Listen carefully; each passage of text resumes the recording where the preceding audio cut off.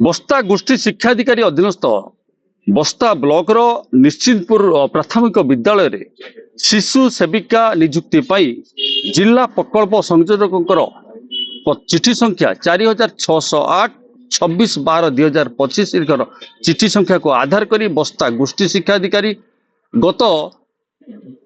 3,324 number चिठी मूले 9/2/2026 आदेशनामा जारी करथिले नोटिफिकेशन पाई जारी करथिले तेबे स्कूल पक्षरु गतकाली तार निर्धारित इंटरव्यूर डेट थिला तारीख थिला ग्रामर समस्त एससी एसटी महिला माने आवेदन मध्य करथिले तेबे आवेदनकारी को साक्षात करने को जाई स्कूल प्रधान शिक्षक एवं स्कूल मैनेजिंग कमिटी सभापति आर्थिक प्रलोभन देखैथिले एवं टंका नेबा को गोटे रास्ता से बाहर करथिले टंका नदेले चाकरी हेई परिबो नै ता मध्य से माने गोटे दाबी करथिले एवं किंचित मात्रा रे किछि अर्थ नहीं से माने मद खाइबा बहाना रे से जो कथा कहिसंती मद खाइबा हमको टंका दियो देले तोर चाकरी हेबो ये कथा को नहीं आवेदनकारी मध्य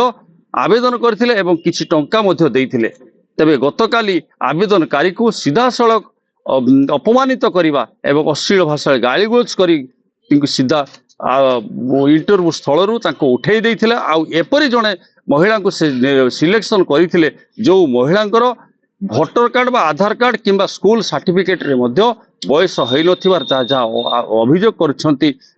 आवेदनकारी यहाको नहीं से बस्ता थाना रे मध्य लिखित अभियोग करछंती जे तांको प्रति तांकर मान सम्मान प्रति आँच आसीछि एवं सरकारी निर्देशावली को से जलांजलि देई प्रधान शिक्षक एवं सेठिकार जो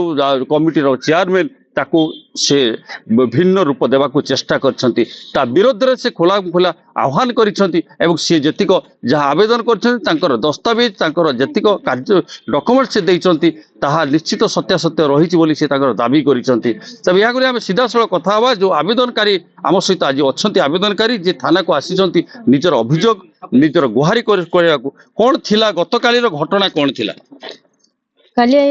निश्चिंतपुर प्राथमिक विद्यालय रे फॉर्म अप्लाई जे करथिले सेटा सिलेक्शन हेउतला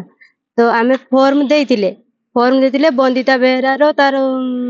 फॉर्म टा देखिले आमो फॉर्म गुडा को तळे फिंपाडी देले सेनो मु अभियोग करली जे मो फॉर्म टा काहे कि फिंपाडले सर ना तुमरो हेई परिबोनी कोनी काहे कि हेई परिबोनी ना तांकर होचु बंदिता बेहरा रो तांकर एससी अछंती 15 वार्ड मो शाशुघर हूँ कौन थिला कालिकार घटना काली जते बेले फॉर्म से भाउज पकेइथिले काली से मो भाउज डाकिथिले दीदी आज फॉर्म बाहरी मु प्रतिदिन सकाळे बाप घर को आसे तापरे काली आमे ननद बाचर दिन 8टा बेलु आसीचु कहले 11टा बेलु को फॉर्म बाहर डिक्लेरेशन होबो 11टा बेलु को किए प्रकृत रे एठी ये करि परिबो तापरे आमे दिन 10टा बेलु बसिचु बसिला परे गोटे गेट ताला पड़थिला गोटे गोटे सार आसिले गेट खुला हला तापरे पुनी गेट ताला पड़ुथाय ता भितरे संजय बेहरा हेड सार एमाने समस्त 2-4 जन कमिटी मेंबर सब ता भितरे रहिले रहिके तांको एमानक फॉर्म सब फिंगी दे से जो बनिता बेहरा एबे तो बनिता बेहरा अछि ना से बापर टाइटल लो बनिता जेना एबे बनिता बेहरा से रहिछि तेनु ता डॉक्यूमेंट को आगो जांच करा गला जांच कला पे संजय बेहरा मझिरे बळे आसी कि हमको गला तमे काहे कि बसछो आ तमे जाओ खा पियो करबो तम तो हबो मु तो तुमको गारंटी देनी आ कहला परे हमें तांको ठंडा फंडा का देलु से नेकी भीतर को गले तापरे से भाउज को 10 मिनिट खंडे भीतर को नैतिले तापरे ताको बाहर कर देले बाहर कर दे कहले तुमे पळे जाओ 2 घंटे भितरे आमे ऑनलाइन रे काढी देबो जे एई लुको चाकरी पई नियुक्ति करा जिवो सेठू से भाउज जेमति कहले हम कहले नाही आमे सखाळु एते दिन 3टा जाई बसिलुनी आमे आ अध घंटा आमे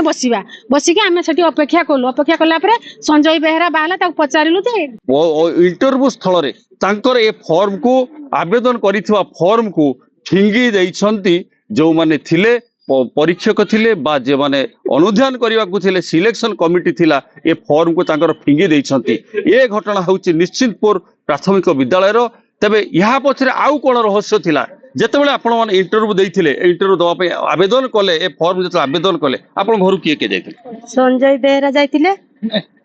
हम घर तुम घर को के जाइथिले संजय बेहरा आउ के जाइथिले संजय बेहरा हां ଯାଇଥିଲେ ସେ ତାଙ୍କର କହିଲେ ଯେ ତୁମର ପକାଅ ତୁମର ହେଇଯିବ ନହବ ଯଦି ମୁଁ ଦେଖିବି ମୁଁ ପୁରା ଗ୍ୟାରେଣ୍ଟି ଦଉଛି ତୁମର ହେଇଯିବ ହଁ ମୁଁ ବି ପକେଇ ନାହାନ୍ତି ସେ ମତେ ବାଧ୍ୟ କରିକି ପକେଇ କଲେ ତାପରେ ପଇସା ବି ମାଗିଲେ ପଇସା କଣ ପାଇଁ ମାଗିଲେ ପଇସା ମାଗିଲେ ଯେ ତୁମର ଚାକିରି ଆମେ କରିଦବା ଆମକୁ ପଇସା ଟା ଦିଅ କେତେ ଟଙ୍କା ମାଗିଥିଲେ 30,000 ମାଗିଲେ ମୁଁ କହିଲି 30,000 ତ ନାହିଁ ସେ ତାଙ୍କର କହିଲେ ଯେ ପଇସା ନାହିଁ ଯଦି ଆମେ କେମିତି କିସ କରିବା ମୁଁ କହିଲି ହଉ ମୋ କତେ ତ ପଇସା ନାହିଁ 500 ଟଙ୍କା ନିଅ ଯେ ଆମର ମଦ ଫଦ ପିଇବା କିସ କରିବା ତାଙ୍କର ସେମାନେ କହିଲେ ଦେଇକି ମୁଁ 500 ଟଙ୍କା ଥିଲା ମଦ ଖାଇବା ପାଇଁ ଆପଣ 500 ଟଙ୍କା ଦେଇଥିଲେ ମଦ ଖାଇବା ପାଇଁ 500 ଟଙ୍କା ଦେଇଥିଲି କିଏ କିଏ ନେଇଥିଲେ ସେ ପଇସା ହେଡ୍ ସାର୍ ଆଉ ସଞ୍ଜୟ ବେହେରା ତେବେ ତେବେ ଆପଣ ମାନେ ଶୁଣୁଥିଲେ ସିଧାସଳଖ ଶୁଣୁଥିଲେ ଇଏ ହଉଛି